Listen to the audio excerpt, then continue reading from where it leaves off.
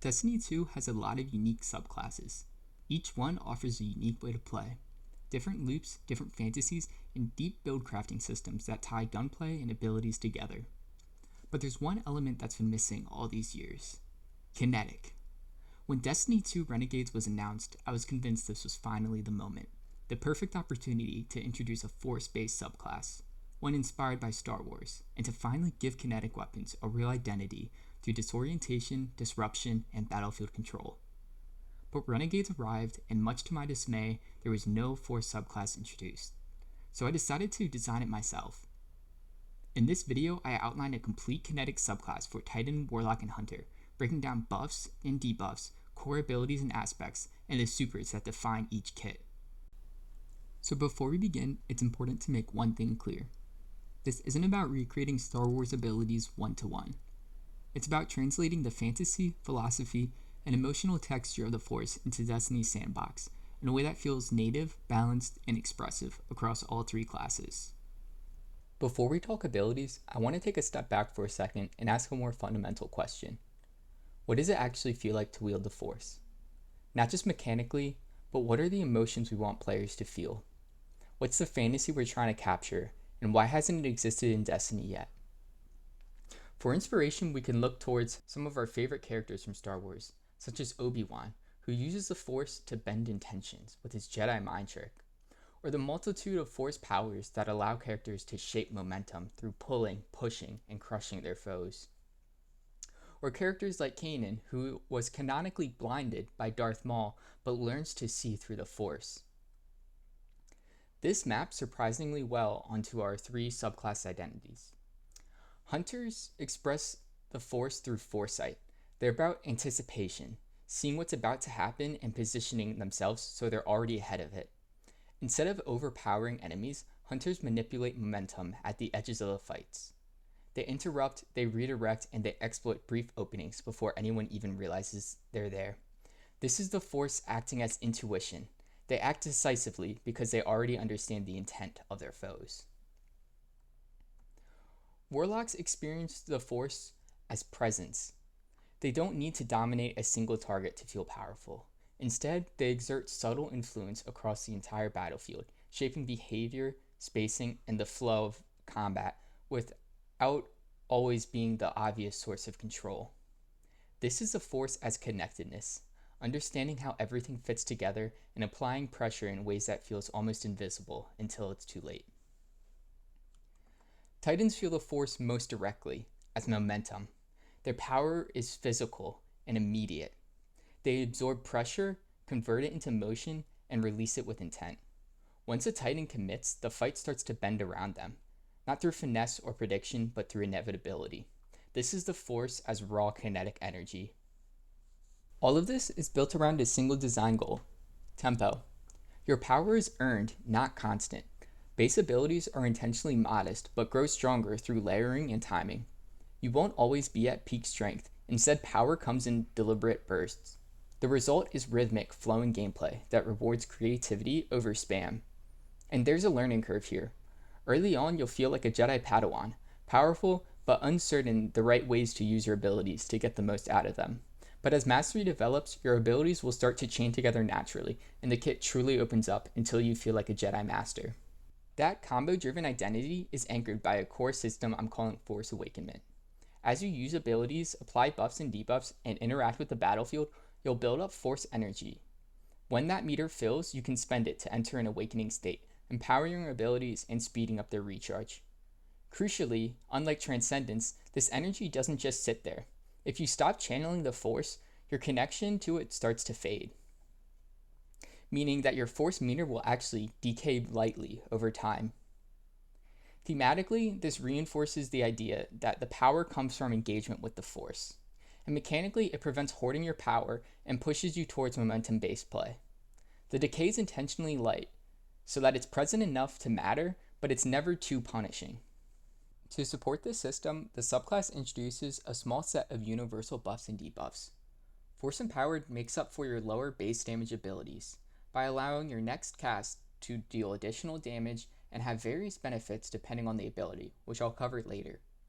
Centered encourages aggressive gameplay by giving you increased flinch resistance and airborne effectiveness, while Guarded gives you a minor damage resistance, which will be similar to Void Overshield except lesser, because this class has various ways you can exert your control to make up for it. Disrupt and Disorient are familiar debuffs, with Disrupt reducing enemy damage and interrupting some key abilities such as grenade throws. Disorient is a brief stun that will also apply a period of lingering reduced accuracy on the enemy. Expose is a new debuff which primes enemies to take increased precision damage while having additional crit spots appear in their body. This is perfect for enemies like Shanks that don't have native crit spots. Confuse mind controls enemies into attacking their friendlies. Strong enemies will stop attacking entirely.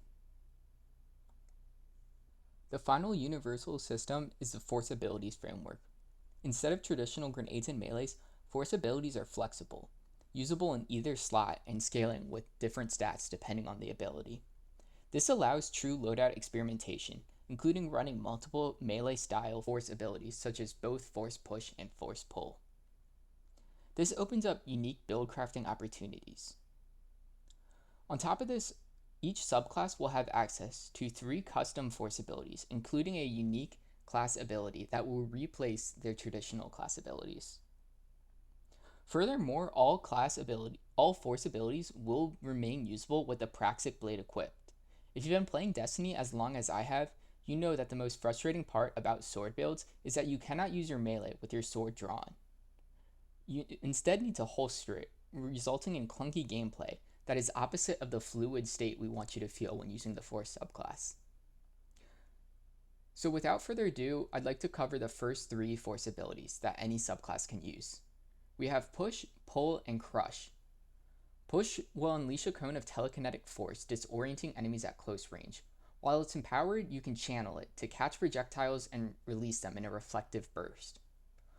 Pull will draw enemies towards you in a telekinetic funnel.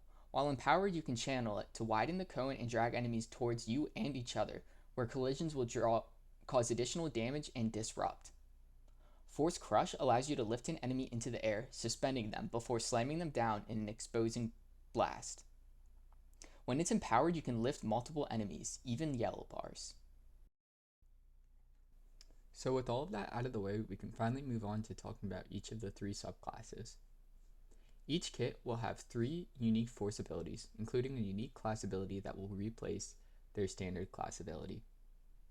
They'll also have a unique awakenment effect, 4 aspects, and a super. Let's start with the Hunter. The Seer expresses the Force through foresight. Their kit isn't about raw speed or damage, it's about knowing what's coming next and being in the right place at the right time. They interrupt enemy intent, create brief windows of vulnerability, and capitalize on moments of weakness that they set up.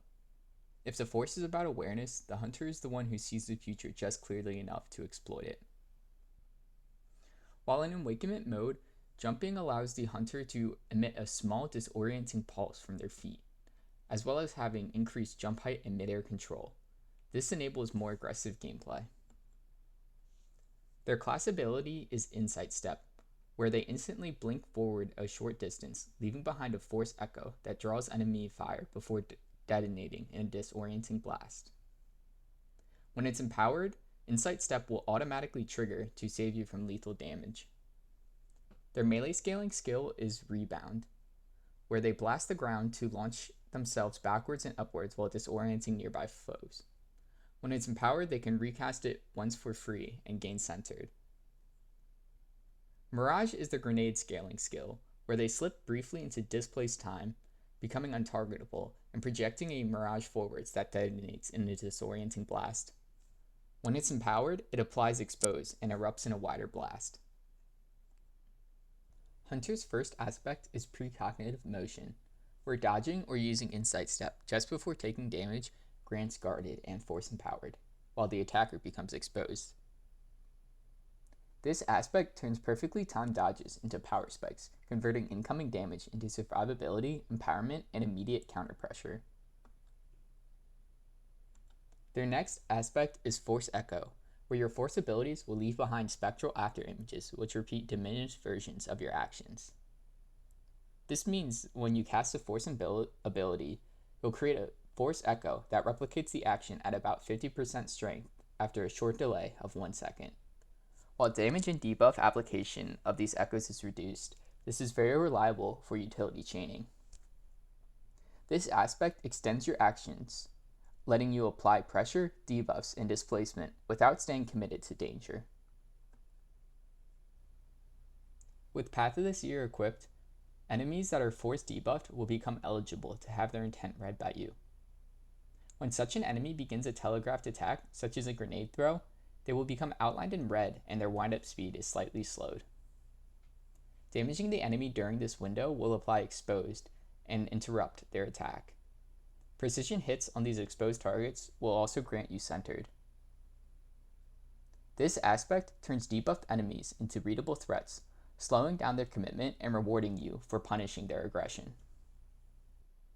Hunters have access to a one-off super titled Lightspeed, where they warp forwards in a straight line, phasing through all enemies. Temporal echoes will then retrace their path, exposing all enemies before snapping them back to their original position. This super lets them safely commit through enemy lines, creating wide windows of exposed enemies, before returning them to a safe position where they can capitalize on the weakened enemies with precise follow-ups.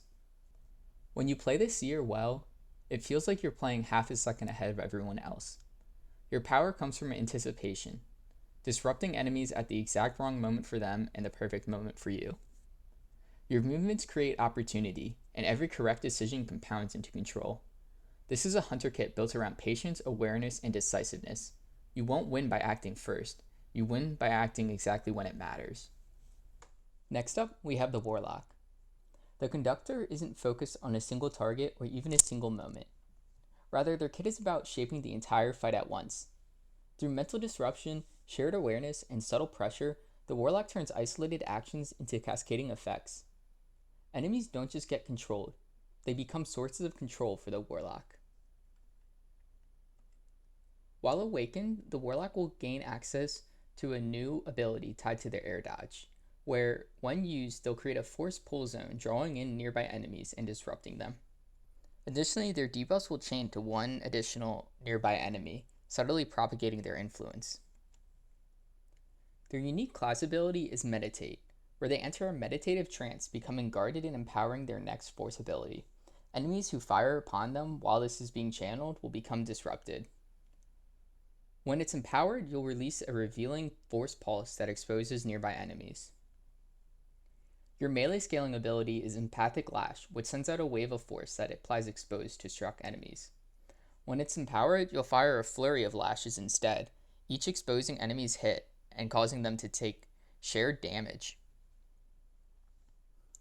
Mind Trick is your grenade scaling ability, in which you influence an enemy's perception, confusing minors while disorienting and disrupting stronger foes. When it's empowered, you'll affect a wide cone. Warlock's first aspect is Dissonance. Confused enemies will periodically emit feedback pulses, applying disrupt to nearby enemies. Whenever a confused enemy damages another enemy, you'll gain Distributed Insight, temporarily increasing your force meter gains. Confused enemies will also take more damage from your force abilities, and when you kill them, you'll become empowered. This aspect turns confused enemies into amplifiers, rewarding you for spreading mental disruption with faster force generation, stronger ability damage, and cascading control. Your next aspect is Collective Harmony. This aspect gives you a lot of ways to buff up your allies when you stay in radius with them. While linked, all linked allies will become centered and have improved radar. All ability hits by linked allies will grant additional force meter and a portion of ability regeneration. When an ally takes heavy damage, all linked allies will become guarded briefly. And while the link has been maintained for at least 15 seconds, you and linked allies will become force empowered. This effect will reoccur every 30 seconds you remain linked. Finally, when the link breaks by either a player leaving your radius or dying, you'll emit a harmonic pulse that disrupts enemies nearby. This aspect enables sustained group dominance by linking allies together, converting proximity into shared survivability, accelerated ability flow, and periodic team-wide power spikes. Fractured Presence ties into the exposed effect. Whenever you use a force ability on an exposed enemy, You trigger a Mind Break, which releases an exposing pulse in a small radius that deals minor kinetic damage. If an enemy in range is already exposed, they'll instead become disrupted. You gain bonus force meter when applying exposed, and killing exposed enemies has a chance to grant you force empowered. This aspect incentivizes precision over spread damage, pushing you to focus key targets down and let your control radiate outwards through intentional chaining. Serenity Field allows the Warlock to charge up deployable pacifying field that suppresses hostile aggression while steadying their allies.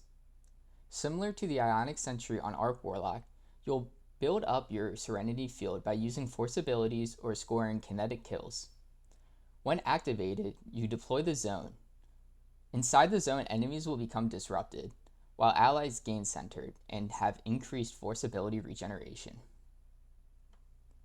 This aspect changes how you hold space, encouraging you to stabilize key areas of the fight and force enemies to engage on your terms.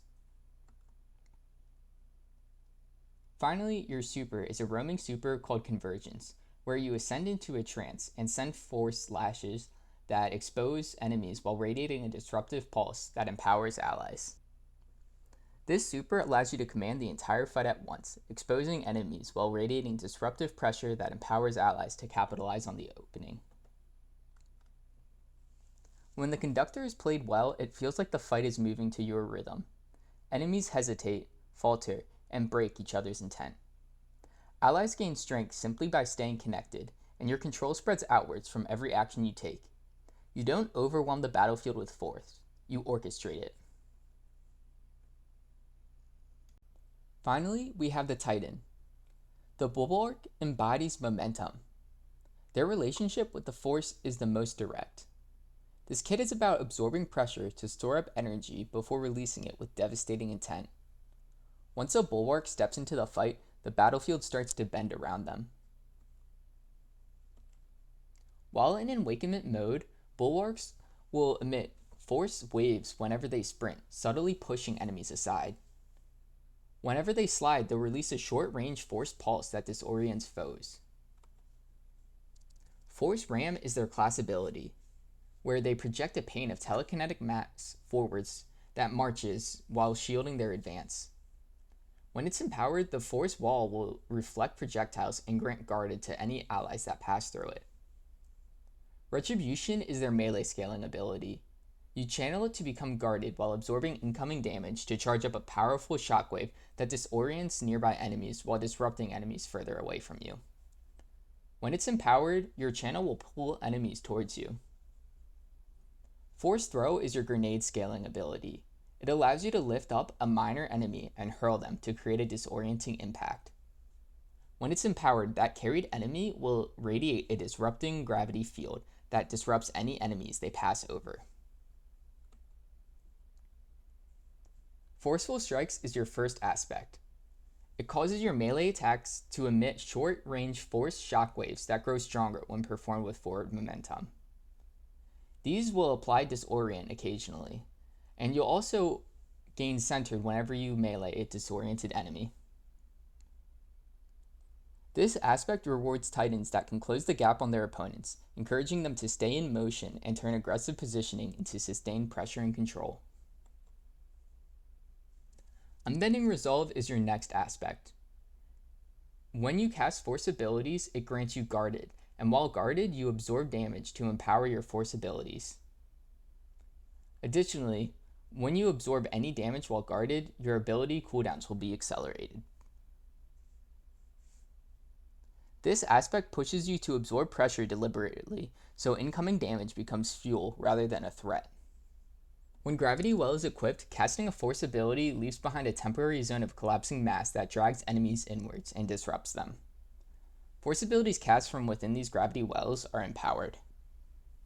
This aspect redefines where fights happen, encouraging you to cast abilities in the thick of combat and force enemies to collapse around your position.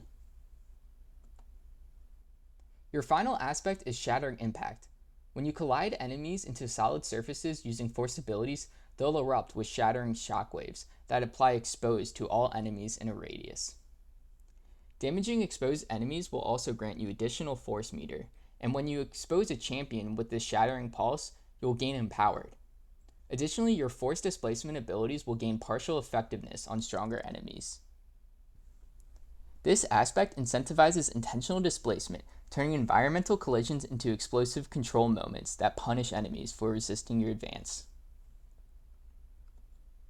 Titans have access to a one-off super called Mass Breaker, where they'll ascend into the air, taunting all enemies and absorbing incoming damage to empower a catastrophic disorienting blast that sends enemies flying away.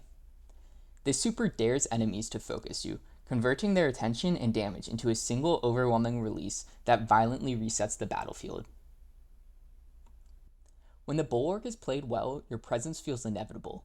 You don't need perfect timing or perfect foresight. You create advantages by moving forwards. Your power is felt in every collision and every displacement. This is the force in its purest form. You don't wait for the right moment. You create it. Before we wrap up, I'd like to quickly touch on how I tuned the subclass. The goal here isn't to create the most explosive one-button clear kit in the game. Destiny already has plenty of those. When you look at the current sandbox, we have subclasses built around extremely high power ceilings. Things like Transcendence or Nothing Manacle Scatter Grenades can let you wipe entire rooms with a single grenade.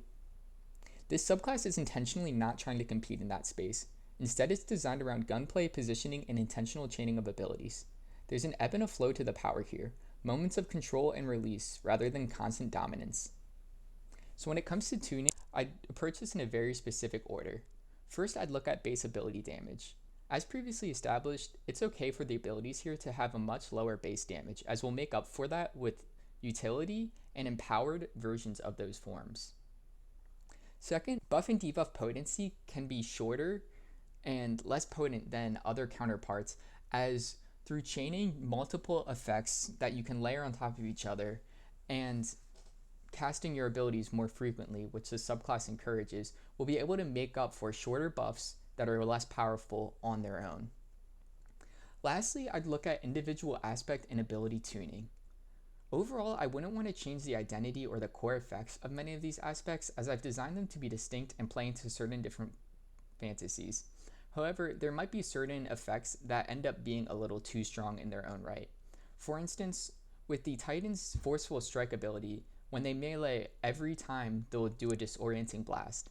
This might be really strong in practice, so it might be more appropriate to scale this back to being every 3 melees or something like that.